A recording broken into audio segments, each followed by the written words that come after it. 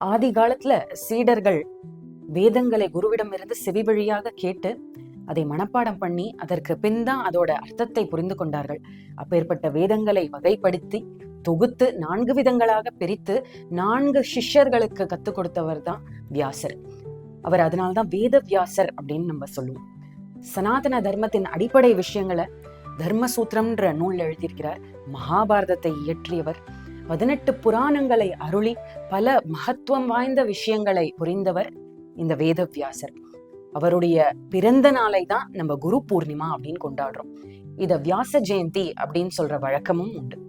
சனாதன தர்மத்தின் பல்வேறு மார்க்கத்தை சார்ந்த குருக்கள் ஆதிசங்கரர், ராமானுஜர், ஸ்ரீமத்வர் போன்றவர்கள் வியாசரின் வேதங்கள், இதிகாசங்கள், புராணங்களை முன்வைத்தே வாழ்பவர்கள். வேத நெறிகளை கற்பிக்கும் குரு, சாது, சந்த், ஆசான், ரிஷிகள் இவர்கள் அனைவரையும் இந்த குரு பூர்ணிமா அன்று கொண்டாடி நம்ம வணங்குகிறோம். சமஸ்கிருதத்துல கு அப்படின்னா இருள், அறியாமை. ரு அப்படின்னா அறியாமையை அகற்றுபவர்.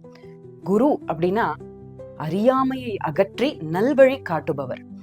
அகண்ட மண்டலாகாரம் வியாப்தம் ஏன சராச்சரம் தத்பதம் தர்ஷிதம் ஏன தஸ்மை ஸ்ரீ குருவே நமஹ.